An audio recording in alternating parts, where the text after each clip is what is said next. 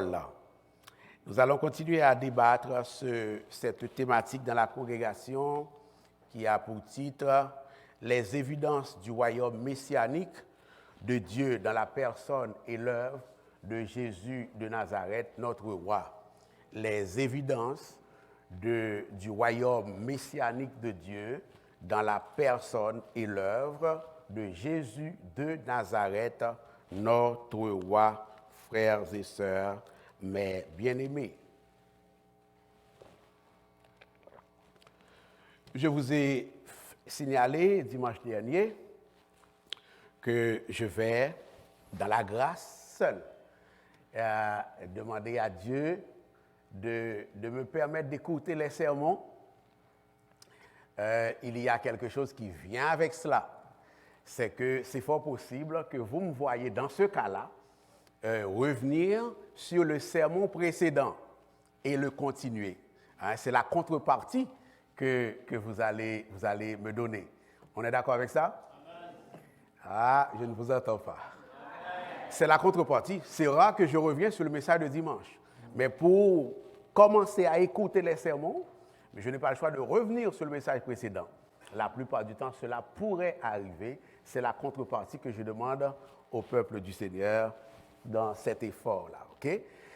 Dimanche dernier, le texte est déjà affiché, pas encore. Nous allons continuer à réfléchir à partir de Matthieu chapitre 4, les versets 1 à 11, comme base pour continuer à traiter de cette thématique.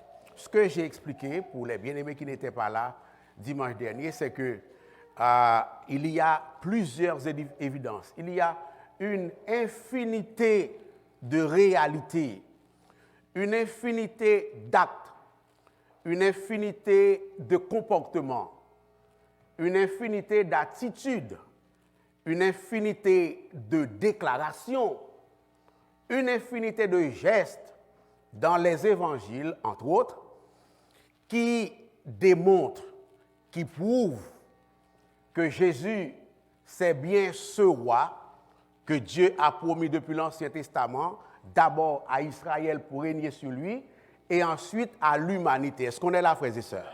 C'est ça la démarche.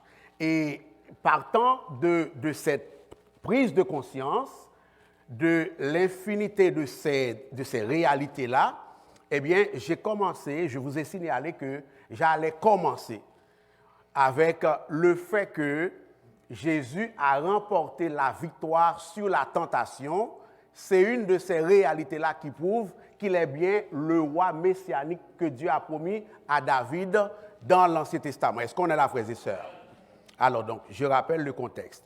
Matthieu chapitre 4, versets 1 à 11, nous l'avions déjà lu dimanche dernier. Nous allons peut-être nous passer de la lecture en ce moment. Je vais simplement continuer à vous rappeler les quelques considérations que j'avais faites dimanche dernier. Verset 1 à 3. Alors, Jésus fut emmené par l'Esprit dans le désert pour être tenté par le diable. Et au verset 2, la parole de Dieu indique, après avoir jeûné 40 jours et 40 nuits, il eut faim.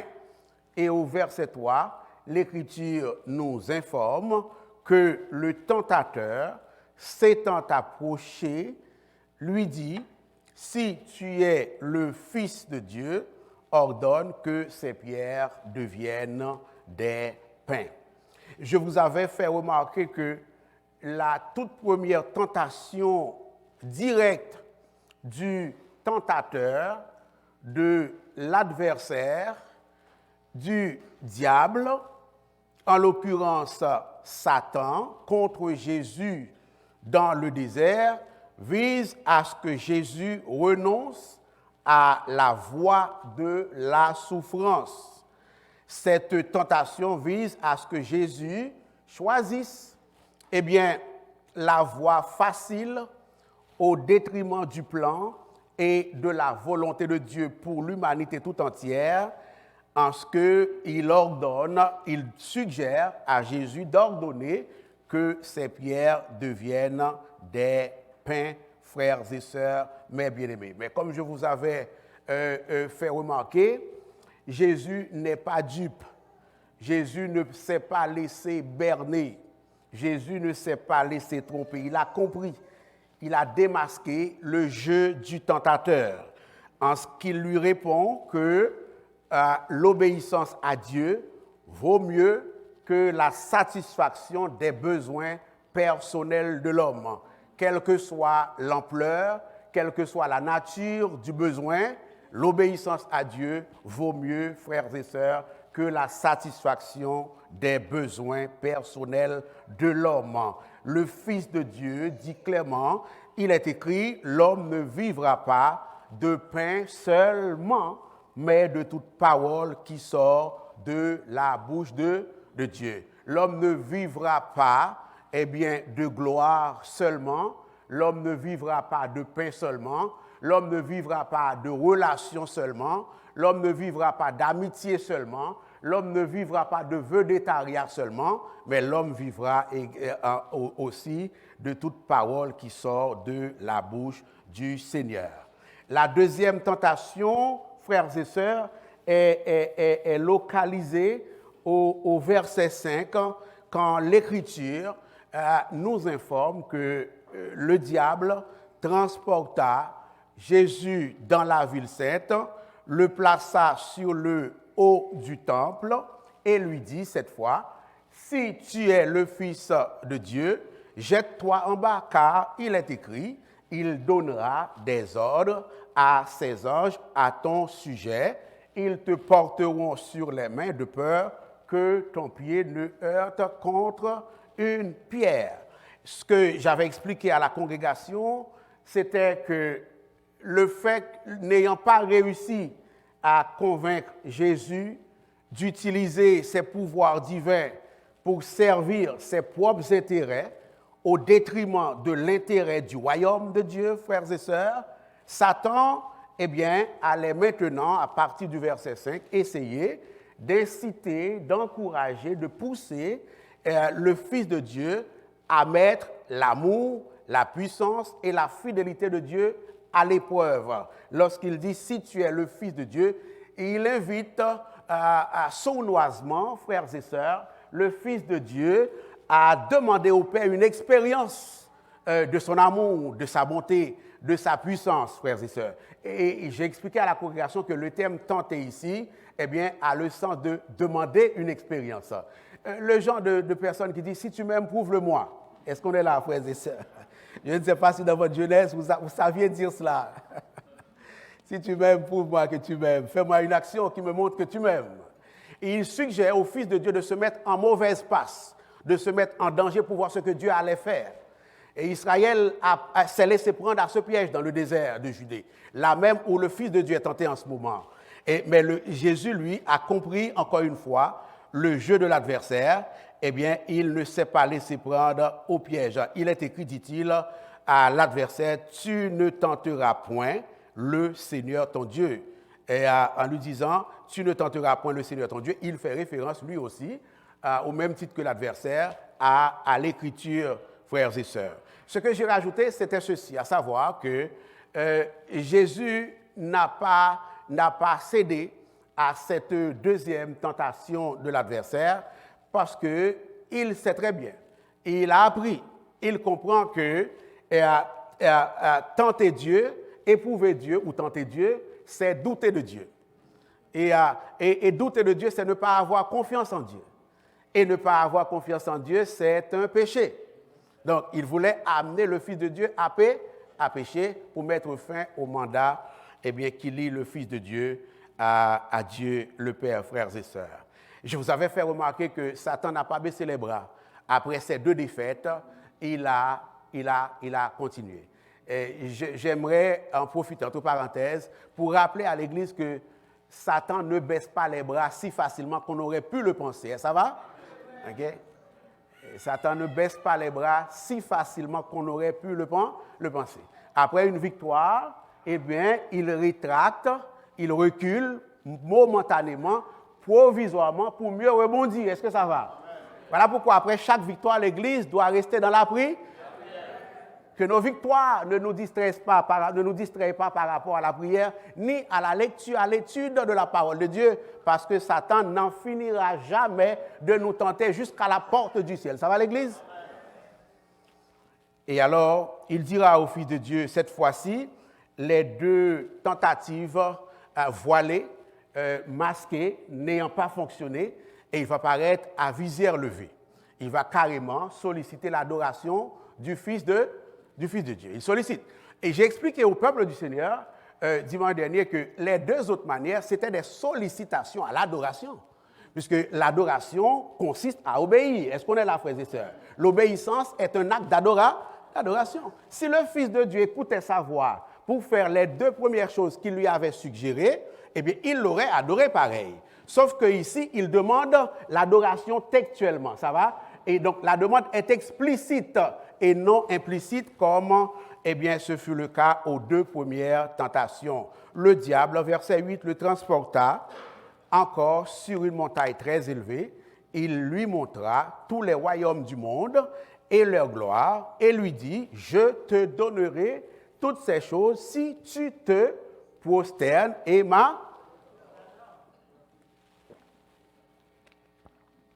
La demande est claire. Il fait miroiter devant Jésus les royaumes de la terre, les royaumes de l'Égypte, les gloires de l'Égypte. Et j'en passe, frères et sœurs. Les gloires de Rome, et j'en passe. Ce que j'ai expliqué, c'était qu'il suggère à Jésus de le faire régner plus vite que Dieu se propose de le faire régner. Est-ce qu'on est là? Il propose à Jésus un raccourci vers la gloire, vers le royaume de Dieu. Il sait que Dieu a promis un royaume à son Fils. Ce faisant, il s'appuie sur cette réalité-là. Voyez-vous comment l'ennemi est parfois ingénieux? Il peut s'appuyer sur les promesses de Dieu à l'Église pour tenter d'introduire l'Église en erreur. Est-ce qu'on est là? Amen. Et alors, il dit, le chemin est trop long. Pas besoin de passer par la souffrance, pas besoin de passer par la croix, pas besoin de reconnaître toutes ces misères, trop de protocoles dans le timing divin, trop de protocoles dans le calendrier divin, trop de protocoles dans l'horloge de Dieu. Et alors moi, je vais régler ça tout de suite, pas besoin d'attendre. Est-ce qu'on est là, frères et sœurs? Et encore une fois, Jésus lui a dit, bon, assez. Assez. Retire-toi, Satan. Ça va? Je veux entendre les hommes de l'Église qui disent à Satan, retire-toi. Retire-toi. Je veux entendre les femmes de l'Église qui disent à Satan, retire-toi. Retire-toi. Je veux entendre la jeunesse qui dit à Satan, retire-toi. Au nom de Jésus. Il y a de ces pensées qui peuvent nous monter à l'esprit. Ces pensées ne viennent pas de Dieu. Dis à Satan, retire-toi. Je ne le ferai pas. Au nom de Jésus.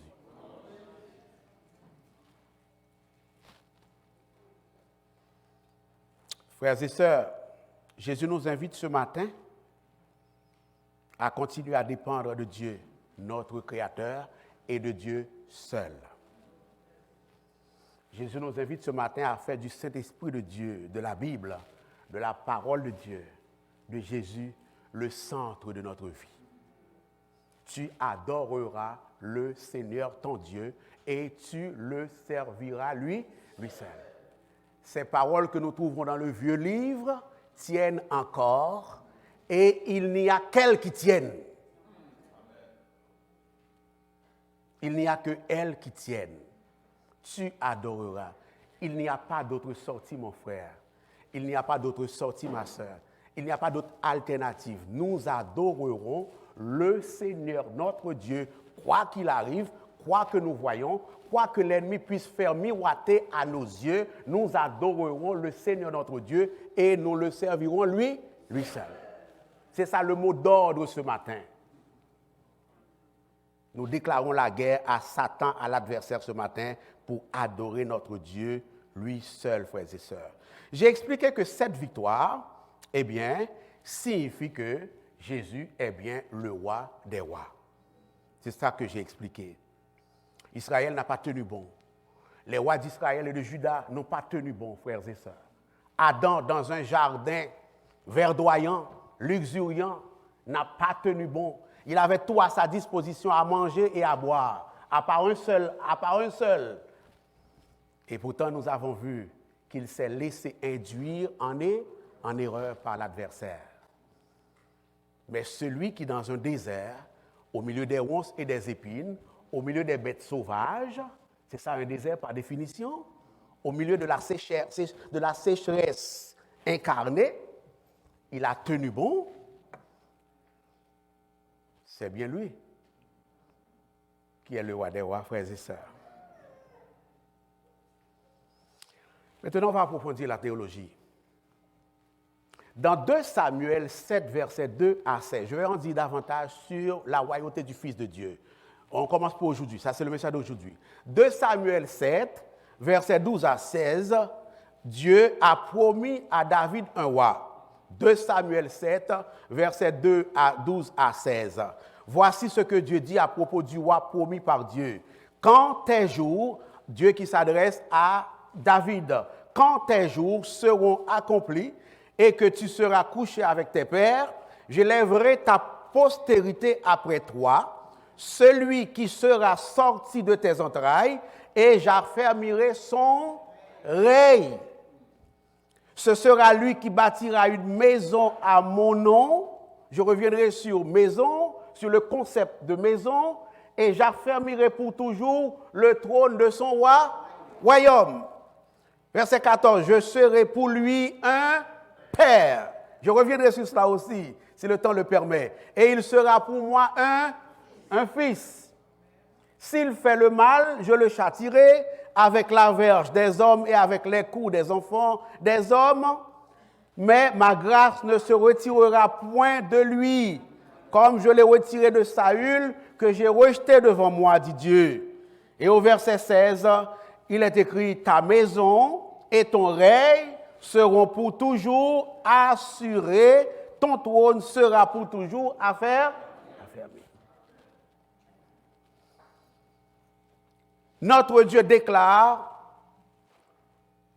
au verset 11 que nous n'avons pas lu, qu'au lieu que David lui construise une maison, c'est lui qui fera une maison pour David, frères et sœurs. Parce que c'est lui qui a commencé avec David. Ce n'est pas David qui a commencé à lui. L'initiative revient à Dieu. Est-ce que ça va à l'Église?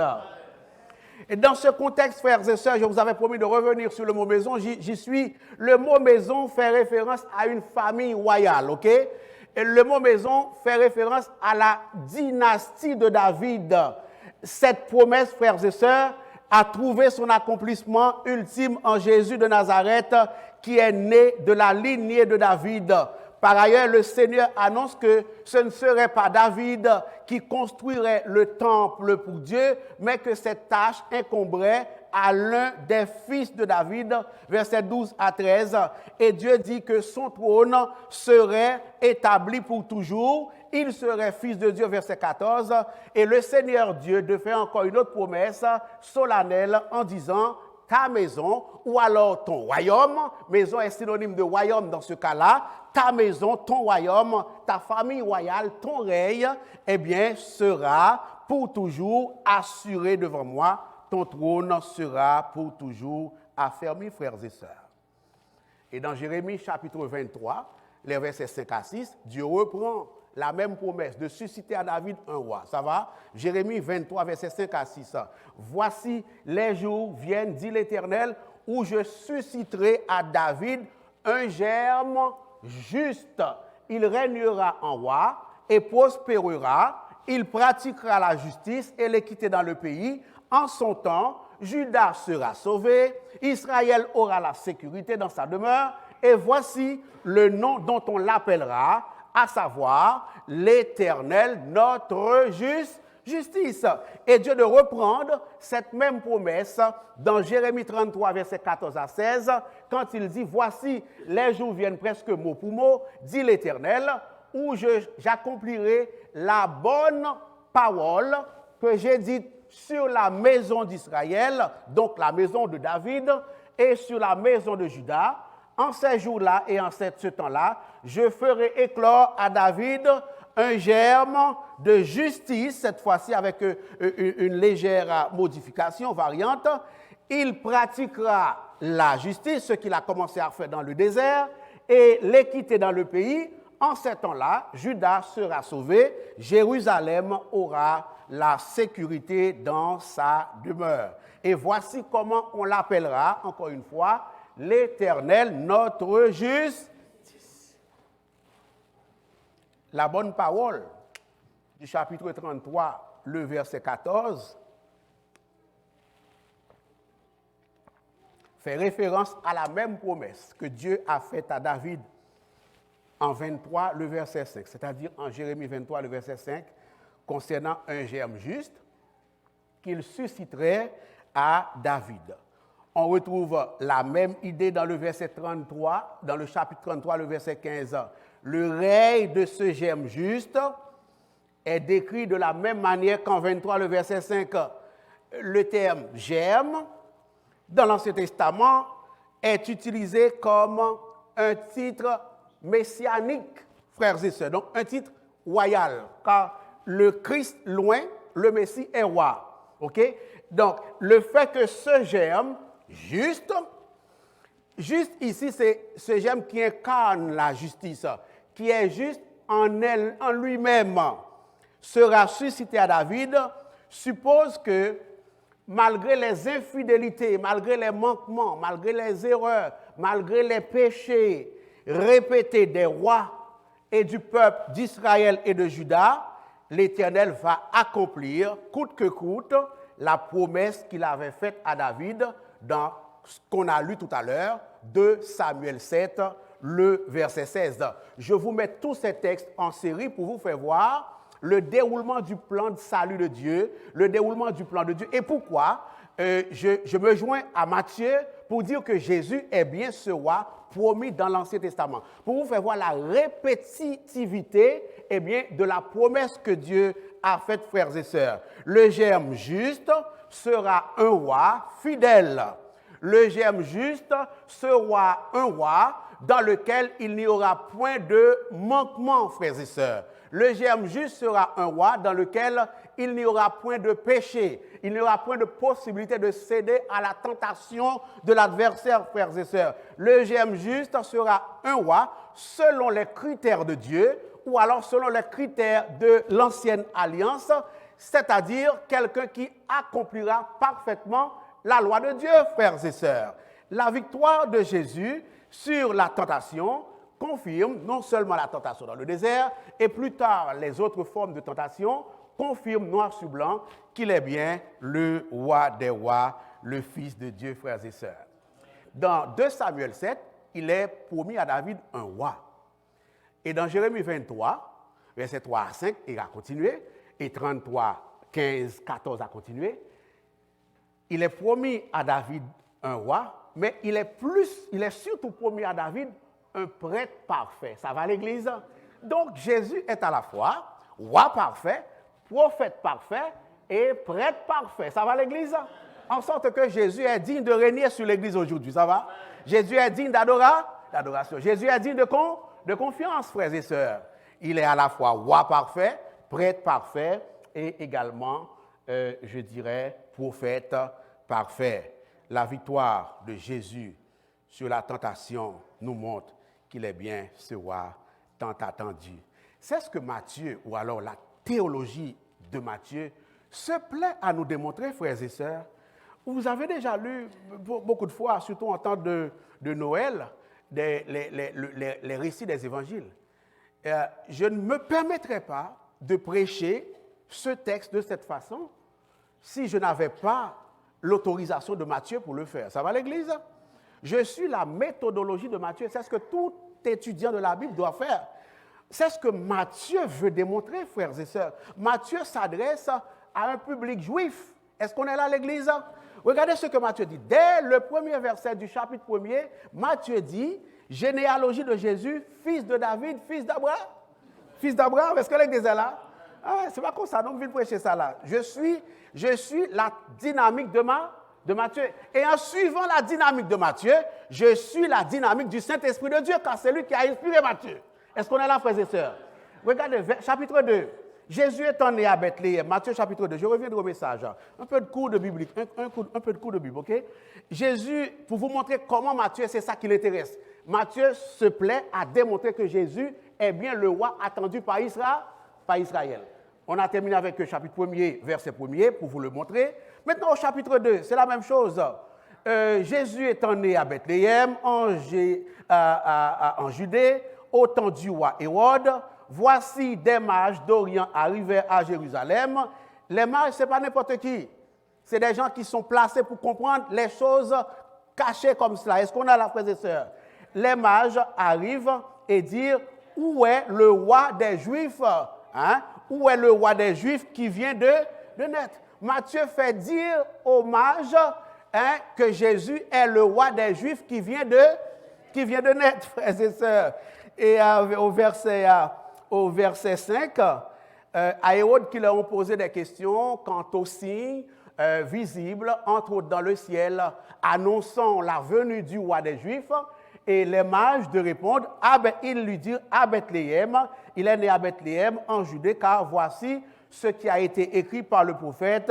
Et toi, Bethléem, verset 6, Matthieu chapitre 2, terre de Juda, tu n'es certainement pas la moindre entre les principales villes de Juda, car de toi sortira un chef. Chef, ici c'est Germe, Germe c'est Messie, Germe c'est loin, et c'est le roi des rois promis par Dieu à Israël. Au verset 10, frères et sœurs, quand ils aperçurent l'étoile, en parlant des mages, ils furent saisis d'une très grande joie. Ils entrèrent dans la maison, parce que pour eux, les planètes sont alignées pour que le Fils de Dieu naisse. Donc, ils comprennent qu'effectivement, le Fils de Dieu est né, est venu, le roi promis est arrivé, et alors ils ont été saisis de joie. Ils entrèrent dans la maison, virent le petit enfant avec Marie, sa mère, et prosternèrent et l'adorèrent. Ils ouvrirent ensuite leur trésor en parlant des mages et lui offrirent en présent de l'or, de l'encens et de la myrrhe. Ça, c'est des cadeaux qu'on offre habituellement à un roi. Ça va l'église? Et on peut s'arrêter là. Et vous verrez que Matthieu finit de faire ça. Une fois qu'il a fini de faire ça, Matthieu va présenter le baptême de Jésus. Parce qu'il était question qu'il obéisse à la loi aussi. Ça va l'église? Qu'il se soumette aussi à la loi. Et c'est ainsi qu'il dira, en débutant le péricope au chapitre 4, c'est pourquoi il dira alors. À chaque fois, il dit alors. Alors, ça fait référence à ce qu'il a dit en premier, donc pour montrer le fil des événements tel que Dieu a promis que les événements se produiraient, frères et sœurs. Alors voilà, ça c'était pour la théologie. Qu'en est-il pour la praxéologie?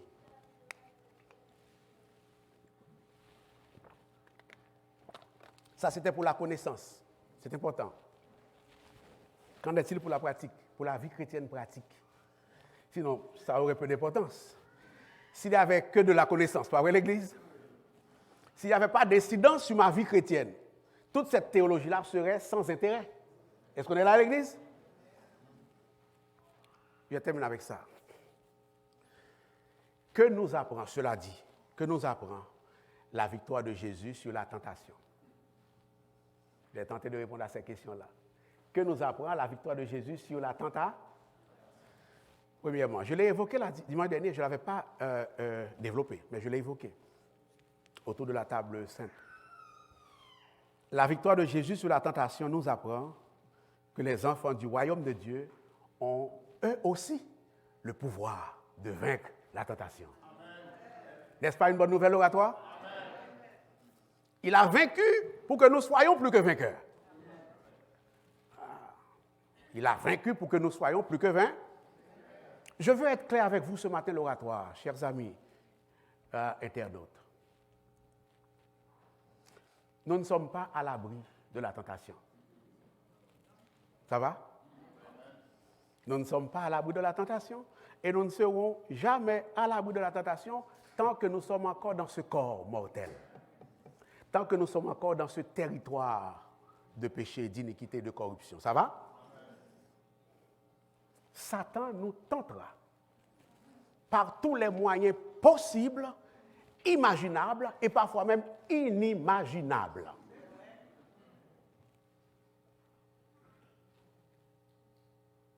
Point de repos.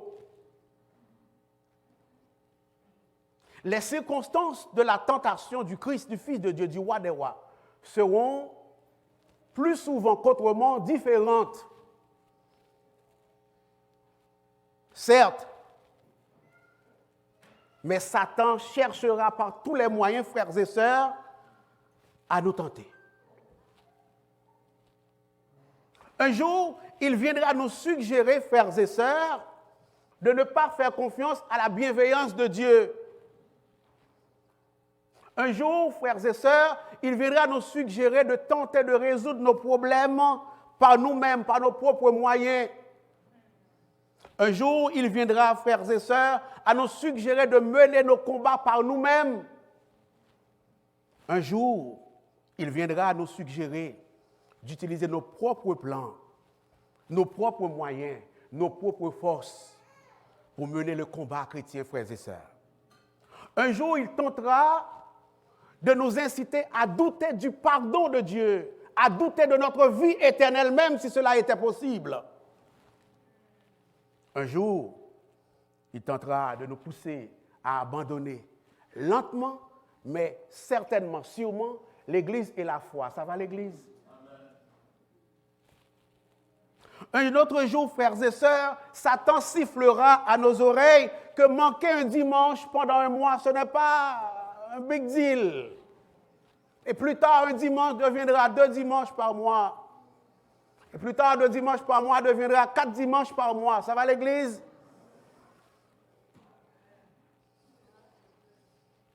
Satan tentera de nous faire croire, de nous faire comprendre qu'adorer ensemble à l'Église n'est pas important.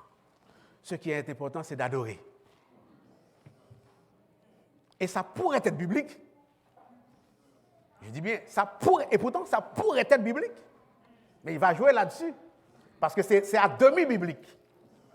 Est-ce qu'on est là? Il faut savoir discerner le vrai du faux, comme le Christ l'a fait dans le désert. Parce qu'il y a une part de vérité vraiment. Tu peux adorer seul vraiment. Mais oui, c'est vrai.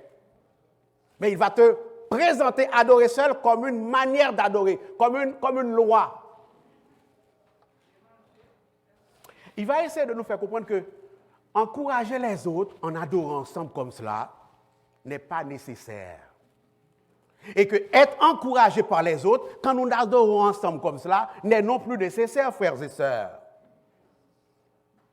Il va tenter de nous faire comprendre que la communion de la table du Seigneur, ce n'est pas une affaire si importante que cela. Il va essayer de miroiter devant nos yeux des avantages indus. Ça va, l'Église du Seigneur? Gare à vous, l'oratoire. Gare à vous, pasteur Sergo. Gare à vous, l'Église. Gare à vous. Gare à vous. Nous avons ce privilège et cette joie, cette grâce dans le Seigneur, à savoir que nous ne sommes pas obligés de tomber en tentation. Nous ne sommes pas obligés. Le Christ n'a pas succombé à la tentation. Ça signifie que je ne suis pas obligé de succomber à la tentation. Est-ce que l'Église est là? Parce que je puis tout par le Christ, plus que vainqueur, qui me fortifie. Est-ce qu'on est là? L'apôtre Jacques le sait très bien quand il nous dit « Soumettez-vous à Dieu, résistez au diable, et il fera quoi? » Exactement comme ça s'est passé dans le désert de Judée, avec le Fils de Dieu. Jésus s'est soumis à la loi de son Père, à la volonté, au jugement de son Père, au plan, au dessein éternel de son Père. Il a résisté au diable, entre autres en lui disant « Bon, retire-toi de moi, vagabond !» Et l'Écriture de rajouter que, eh bien, le diable le diable peut te laisser aussi. Le Christ est mort pour que le diable ne règne pas sur vous, sur ta vie, sur ta volonté, sur ton cœur, sur ton esprit, sur ton corps, sur ton âme. Soumettez-vous à Dieu, résistez au diable et il fuira loin de vous. C'est l'un des premiers enseignements du passage que nous étudions aujourd'hui. Quand vient la tentation, frères et sœurs, demandons à Dieu de nous faire la grâce de résister. Et l'adversaire fuira loin de nous. Quand Satan vient pour nous faire dévier de notre objectif de consécration, de notre objectif de fidélité au Seigneur, de notre objectif de soumission à notre Dieu, de notre objectif de sainteté, demandons à Dieu de nous faire la grâce de lui opposer une résistance ferme à l'image de celle que le Christ lui a opposée dans le désert. Ça va? Dites-lui, écoutez bien, je ferai confiance à Dieu, Satan. Je ferai confiance à Dieu. Je ne douterai pas de la parole de mon Dieu. Je ne chercherai pas à contourner la volonté de mon Dieu pour moi, pour rien au monde. Au contraire, je saisirai les dons de la grâce de Dieu, de la main de Dieu, à la manière de Dieu et au temps de Dieu, Satan. Ou pas bohème, Satan. Est-ce que ça va à l'église? Tu ne m'avaleras pas, Satan, autrement dit. David, avant le Christ, a trouvé le secret pour résister au malin. Il dit, je serre ta parole dans mon cœur afin de ne pas pécher contre eux. Pour parvenir à la victoire, il faut toujours avoir la parole de Dieu sur la pointe des lèvres. Ça va l'église? Très en vue au cœur, une bonne connaissance de la parole de Dieu. Pas obligé d'être un certificat en bac. Si c'est cela, tant mieux. Pas obligé d'être une maîtrise en bac, ou en théologie, ou une certificat en théologie, ou un doctorat, quand on parle de connaissance. On parle vraiment d'enfants de Dieu, d'hommes et de femmes de Dieu qui lisent la parole, qui restent collés sur la parole, qui participent aux études bibliques, qui comprennent la parole, qui viennent aux écoles du dimanche, et puis qui a une bonne connaissance de la parole pour faire face aux malins. Ça va à l'église? Le Christ nous a montré le chemin de la victoire. Oui, c'est lui qui combat pour nous, mais il s'attend à ce que nous collaborions à la victoire qu'il nous donne. Ça va à l'église? Au jour le jour. En ayant la parole toujours près de nous. Saint Paul dira à peu près la même chose. Résistez-lui avec une foi ferme. Prenez le casque du salut et l'esprit de l'esprit qui est la parole de... Chaque fois que la tentation se présente à vous, combattez la tentation avec la parole de Dieu, comme Jésus l'a fait, frères et sœurs. Notre victoire est possible non seulement avec la parole de Dieu, mais également notre victoire est possible par le secours fidèle de notre Dieu fidèle, frères et sœurs, à l'heure de la tentation. Ça va l'église? La parole, la conviction, le courage, la détermination, une volonté de vivre dans la sainteté, dans la consécration, dans la fidélité, dans l'abandon, dans la soumission au Seigneur, mais également Dieu qui le fera lui-même par sa fidélité. Hébreux 2, verset 18. Car du fait qu'il a souffert lui-même et qu'il a été tenté, il peut secourir ce matin ceux qui sont en...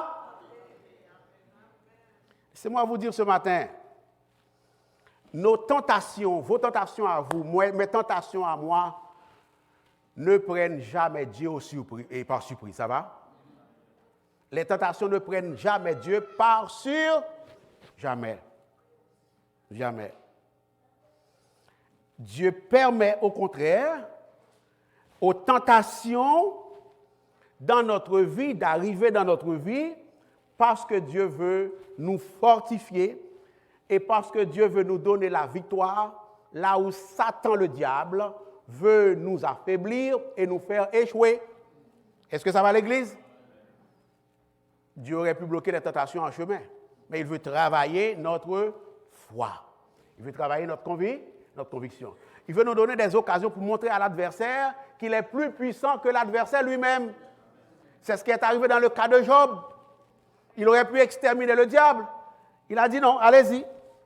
Parce qu'il a besoin que le diable sache qu'il est plus grand que lui. Ça va l'Église? Et c'est à travers Job, c'est à travers la jeunesse, c'est à travers les hommes, c'est à travers le pasteur que veut démontrer au monde et à Satan le diable qu'il est plus fort que ce qui est dans le monde. Est-ce que ça va? Lorsque nous aurons résisté à la tentation, le diable fut emmené par l'Esprit dans le désert pour être tenté. L'initiative revient à Dieu. On est là? L'initiative revient à Dieu. L'initiative ne revient pas à Satan ici. Dieu savait que son fils serait tenté. Mais l'Esprit l'amène dans le désert pour, complément circonstanciel de but, pour ceux qui ont appris en Haïti le français, pour être tenté par le... Il avait un message à signifier. Il avait un message à faire passer, que celui-là, c'est bien le roi des rois. Alors ça peut arriver que vous soyez tentés. Mais Dieu ne permettra pas que vous soyez tentés au-delà de vos forces. Au contraire, avec la tentation, dit Saint Paul, il préparera le moyen de ça. Vous n'êtes pas obligé de succomber à la tentation, frère. Vous n'êtes pas obligé de succomber à la tentation, sœur. Vous avez la parole de Dieu avec vous. Vous avez votre victoire qui est scellée déjà à la croix. Vous avez l'exemple du Christ, du Fils de Dieu qui vit en toi. Les trois personnes de la Trinité vivent en toi. Le Père vit en toi, le Fils vit en toi, le Saint-Esprit vit en toi. Ça va? Les théologiens disent souvent que le Saint-Esprit vit en toi, mais le Père vit en toi aussi. Parce qu'ils ne sont pas séparés. Ça va? En ayant le Saint-Esprit, eh bien, j'ai le Fils et j'ai le Père dans moi. D'accord? Je ne peux pas échouer à la tentation. Je peux être tenté, je serai tenté. Mais par la grâce du Seigneur, par la fidélité de mon Dieu, je resterai diamant. Au nom de Jésus. Ça va l'Église? L'Église du Seigneur, vous êtes plus que vainqueurs. Ça va? Fait cœur content matin. Réjouissez-vous ce matin et soyez dans l'allégresse parce que votre Dieu est tout-puissant. Le Christ a vaincu. Il a vaincu dans le désert, il a vaincu à la croix, il est ressuscité, donc il a continué à vaincre. Alors, vous êtes plus que vainqueurs. Réjouissez-vous et soyez dans l'allégresse. Bon dimanche à tout le monde. Que le Seigneur vous bénisse.